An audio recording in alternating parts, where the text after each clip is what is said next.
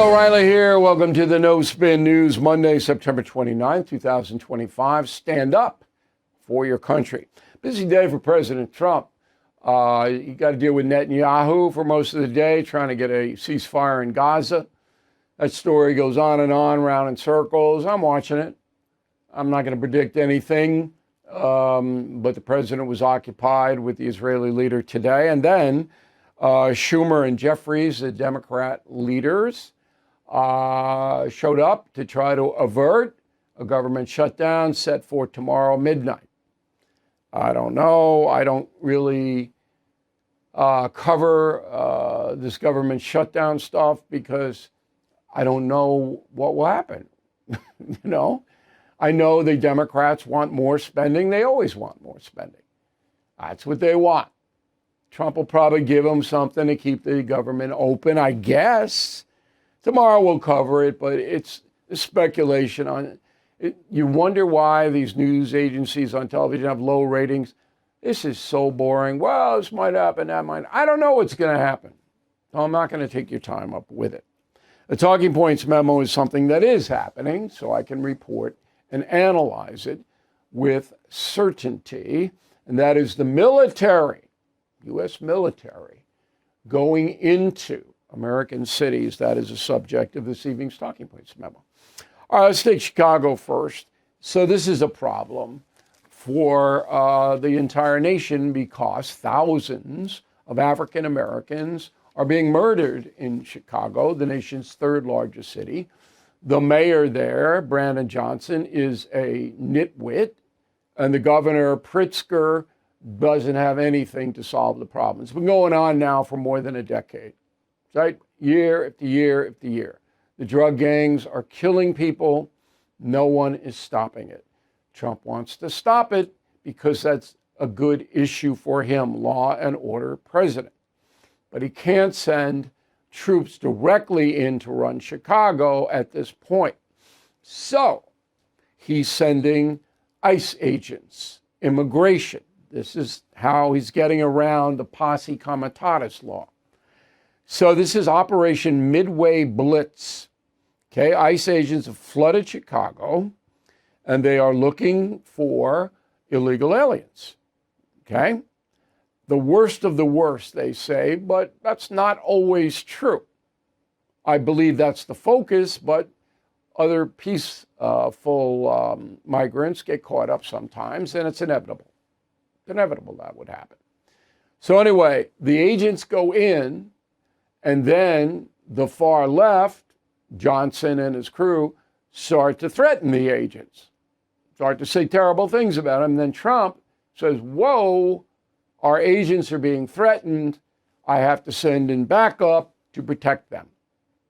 That's what's happening, okay, in Chicago. So we don't have the exact numbers yet, but yesterday the federal agents began to arrive. Bunch of Border Patrol, I think some FBI, not National Guard yet, but they're coming. Now, the intent is, okay, protect the ICE agents. But believe me, a lot of these federal troops and agents will be put in the south side of Chicago to stop the gangs. That's what happened in Washington, D.C., and it worked. That's what's going to happen in Chicago. Okay. Portland, Oregon, similar story. Probably the most radical left town in America, Portland. I worked there. Beautiful town. Rains a lot, mellow, back when I was there in the 80s. Now, loons run it. And the loons allow all kinds of depravity in public. Go down to Pioneer Square, it's gross. You can't take your kids there. Walk along the waterfront, the Willamette River. No, can't.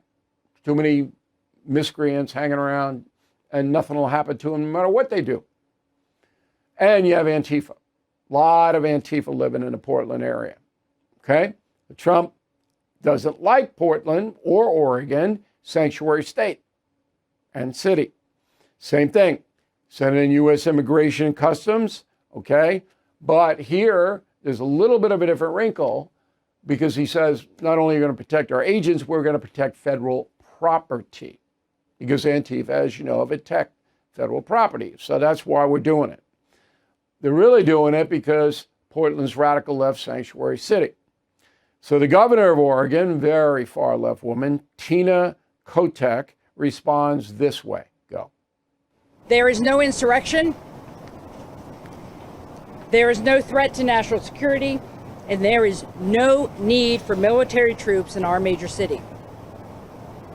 Military service members should be dedicated to real emergencies.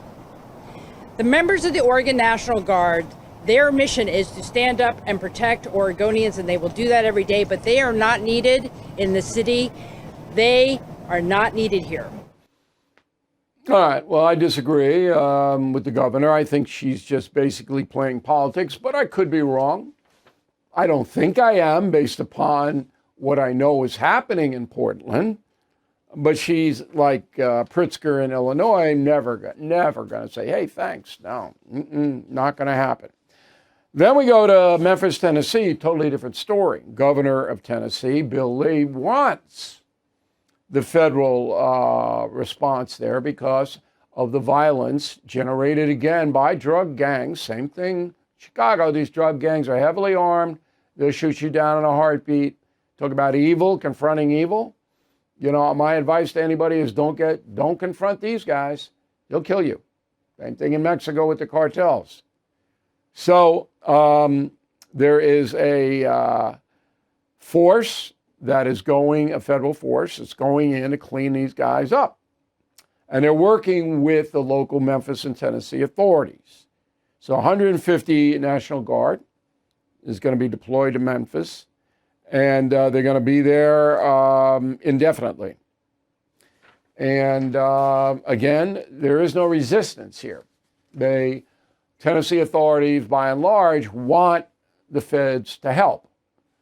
Now, that's not everybody, but it's the majority of people. So there is a poll that says most Americans don't want the military, the National Guard. This is by NPR. To go into the cities. By 37% do, 47% don't. I don't trust NPR at all.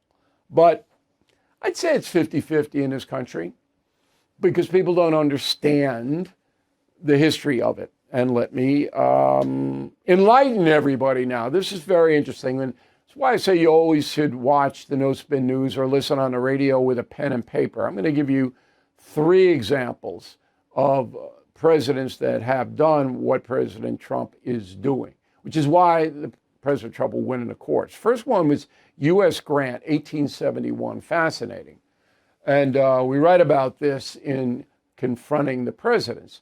So Grant takes over for one of the worst presidents, Andrew Johnson.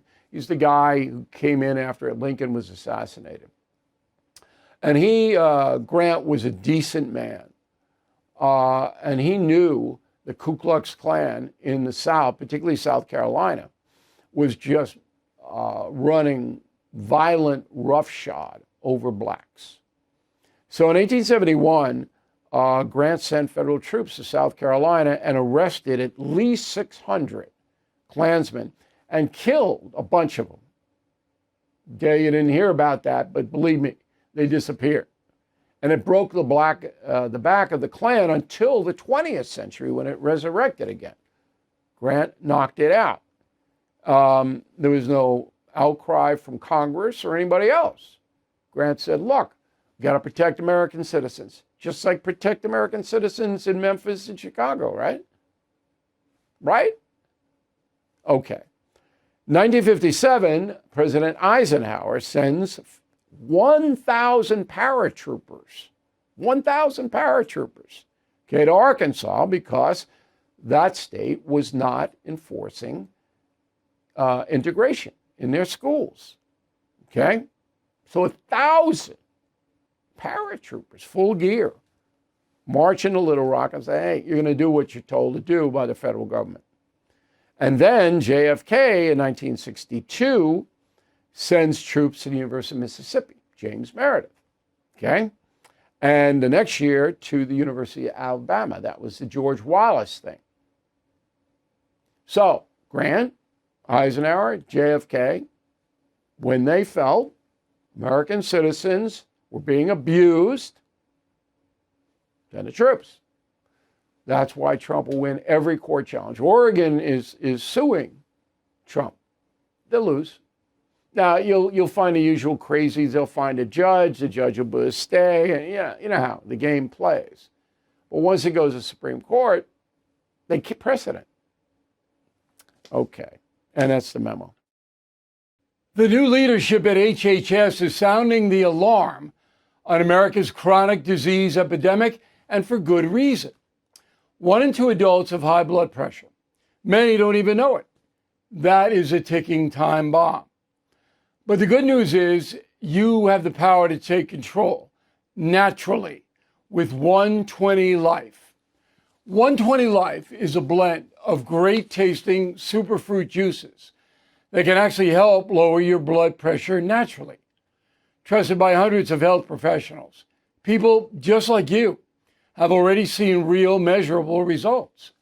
It is completely risk-free. If you do not see lower numbers in 2 weeks, you get your money back. So take control of your blood pressure today. Go to 120life.com. 120life.com. Use code BILL to save 15%. This is serious. This is your life we're talking about. 120 Life can help. Pete Hegseth is the defense secretary. He's busy this week. He's going to meet with generals and tell them that he doesn't want the troops looking slovenly and I guess some other stuff. But more importantly, he is meeting today with the Gold Star Advisory Council. Gold Star are the parents of fallen U.S. soldiers, Marines, naval, whatever it may be. Okay? This is the first time the Defense Secretary has met with the Gold Star families. So we applaud Mr. Hegseth for doing that.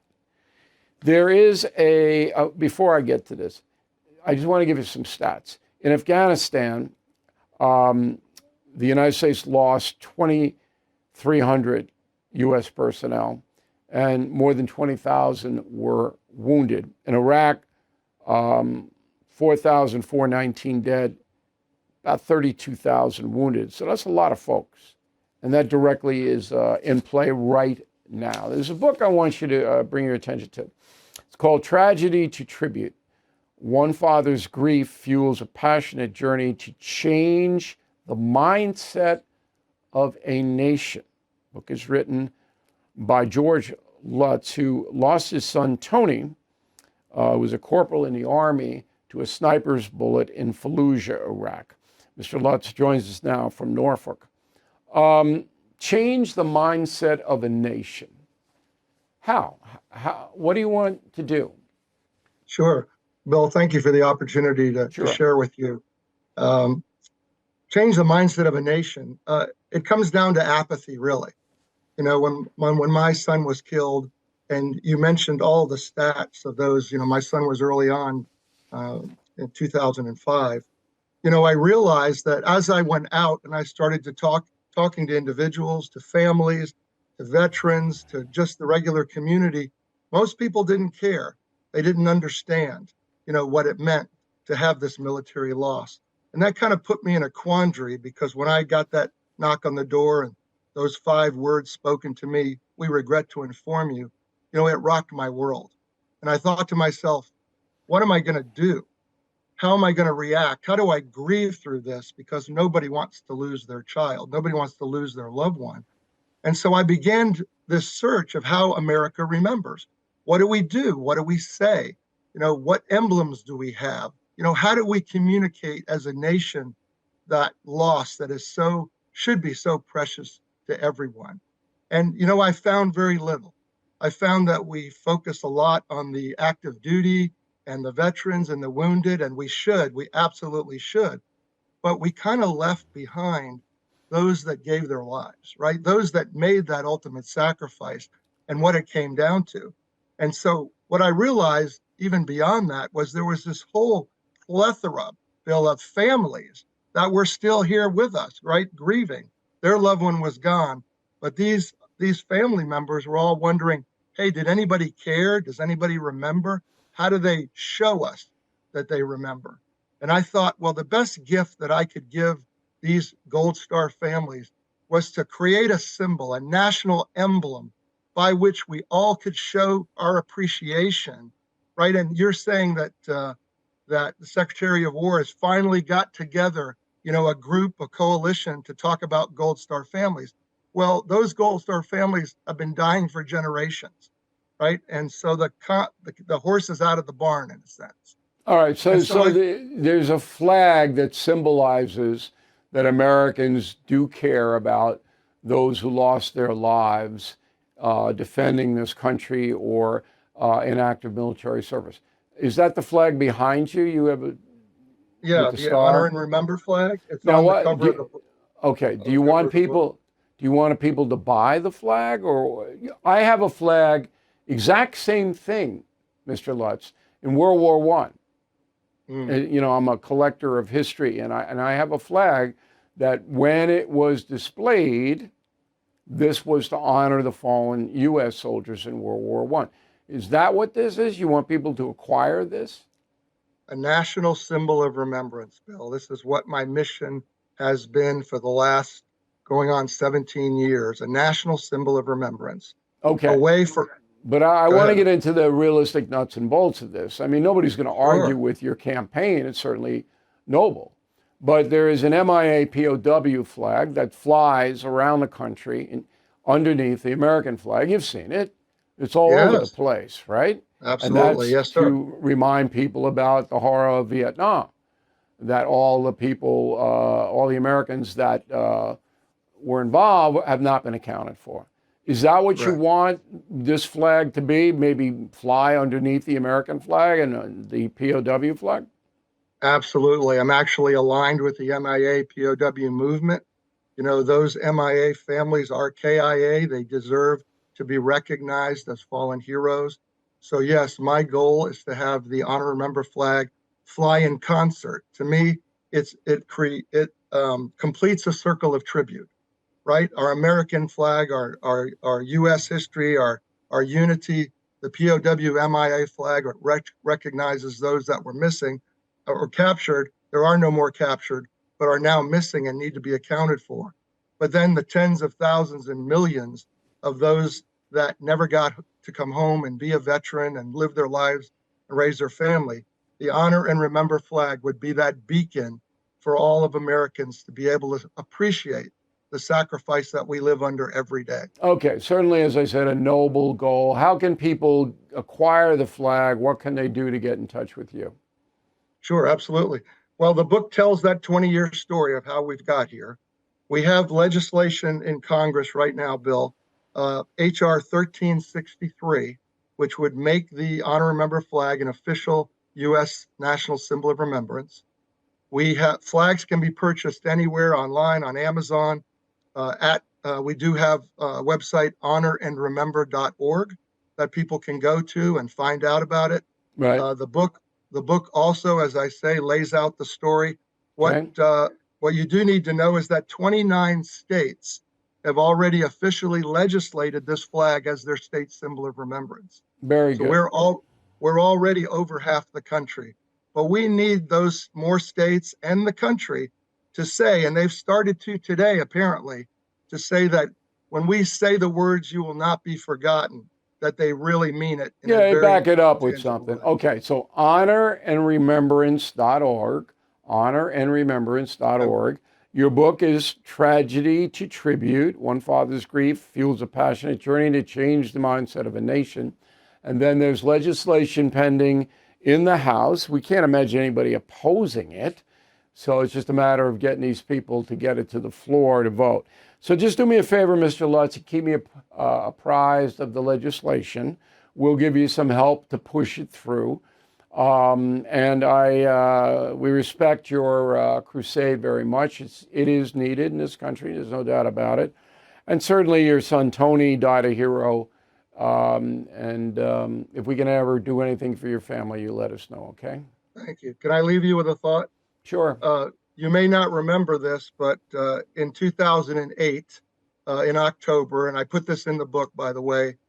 You were gracious enough to give us 23 seconds on the air, on your Fox News program through my friend Dennis Miller. And that 23 seconds, Bill, back 17 years ago, launched this mission to the capacity of where it is today. And we might mention, but I don't deserve the credit. Miller does, because Miller wrote the foreword in your book.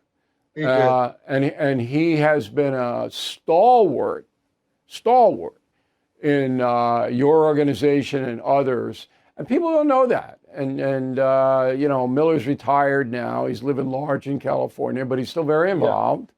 And thank you for reminding me. I hate to say anything good about Miller, it's but boy, oh boy, is he a patriot.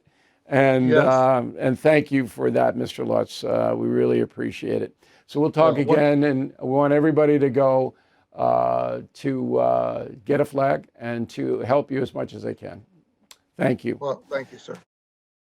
If you are stressed about back taxes and maybe missed the April deadline, or your books are a mess, act now. Because the IRS is cracking down and penalties are up to 25% just for not filing. Tax Network USA has helped thousands of Americans lift that burden. And they can help you, whether you are an employee, small business owner, or haven't filed in years. They have seen it all and know exactly how to clean it up.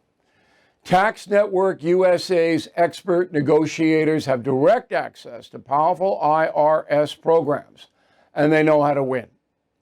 You'll get a free consultation, and if you qualify, they will help you reduce or eliminate what you owe.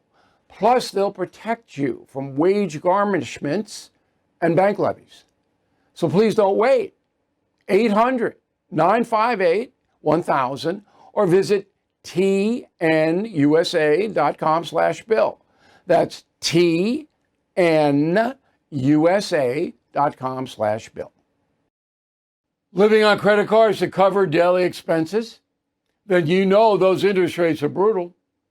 Why pay 20% or more to the banks?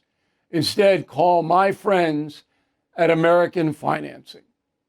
With mortgage rates in the fives, they can help you keep your hard-earned money right in your pocket and out of the hands of credit card companies. Right now, American Financing is helping homeowners save an average of $800 a month by using their home equity to wipe out high interest debt. There's no upfront fees, no obligation, just a 10-minute call to a salary-based mortgage consultant. Plus, if you start today, you could delay 2 mortgage payments. That's more cash in your hands right away. So don't wait. Call American Financing right now. 888-462-9557. 888-462-9557. AmericanFinancing.net/bill. Okay, final thought. So my pal Leland Vittert, we had a special last night on News Nation about his new book out tomorrow called Born Lucky. Bullet tape. So then comes the most difficult part of any childhood, high school. It's kind of like a newsroom. Well, but you're a little older in the newsroom. Did the daily pain that you experienced in grammar school continue in high school? Sure, because then you understood how isolated you really were. How'd you get through that? I'd come home every night and yell at Dad. Every day at 4:20 in the afternoon, which is when school let out, he would be waiting for me to walk home. And we would talk, and he would listen to me be so upset and not understand why people were treating me like this and why he couldn't do anything about it. Did you get angry at him at the time? Horribly angry. I'd scream at him every night, "Get me out of here. How can you let them do this to me? Fix it for me." You had to vent. And I think he understood that that's what he needed to do and to be there for. Leland has autism. It's an amazing book, and his father saved him. And he's one of the most successful broadcast journalists in the country. I'll be on his show tonight at 9 o'clock. So his book, again, is Born Lucky. He's autistic, severely autistic. got through his childhood because of his father. His father quit his job to make sure that Leland was safe. It's an amazing book, an amazing situation. I'm so happy I could help Leland with it, because it gives hope to millions of American parents and kids who have autism or something else they're born with, no fault of their own, that you can overcome it. And Leland's, it was pretty pronounced. So anyway, if you want to watch the documentary we shared last night, you can get it at BillO'Reilly.com. We'll switch you right over to it.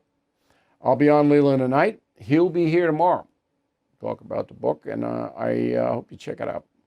Thank you for watching and listening to the No Spin News. I'm Bill O'Reilly. We'll see you again tomorrow.